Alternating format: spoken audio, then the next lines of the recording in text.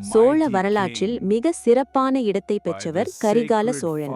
அவரது வாழ்க்கையின் இரண்டாம் பகுதி அவர் அரசராக நிலைநிறுத்திய காலமும் சாதனைகளும் நிறைந்ததாகும்.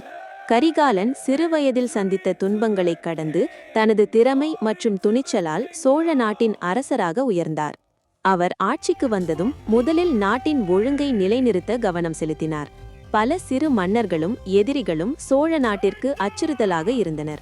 இவர்களை எதிர்கொண்டு கரிகாலன் தனது வீரத்தால் அனைவரையும் அடக்கினார். அவரது ஆட்சியின் முக்கியமான நிகழ்வாக வெண்ணி போர் குறிப்பிடப்படுகிறது.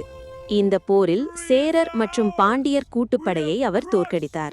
இந்த வெற்றி சோழ நாட்டின் ஆட்சியை வலுப்படுத்தியது. இதன் மூலம் கரிகாலன் தென்னிந்தியாவில் மிகப்பெரிய அரசராக உருவெடுத்தார். கரிகாலனின் ஆட்சியில் மக்கள் நலன் முக்கியமாக கருதப்பட்டது. விவசாயம் நாட்டின் முதன்மை தொழிலாக இருந்ததால் நீர்ப்பாசனத்திற்கு அவர் பெரும் முக்கியத்துவம் அளித்தார். இதற்காக அவர் கட்டிய மிக புகழ்பெற்ற கட்டிடம் கல்லணையாகும்.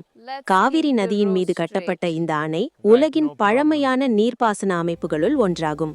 இது இன்றும் தமிழ்நாட்டின் விவசாயத்திற்கு பெரும் ஆதாரமாக உள்ளது. மேலும் வர்த்தகத்தையும் கரிகாலன் ஊக்குவித்தார். துறைமுகங்கள் வளர்ச்சி பெற்று வெளிநாடுகளுடன் வாணிபம் அதிகரித்தது. ரோமர் போன்ற வெளிநாட்டு வணிகர்களுடன் சோழர் வாணிபம் செய்ததாக வரலாறு கூறுகிறது. இதனால் நாட்டின் பொருளாதாரம் மிகவும் வலுவடைந்தது.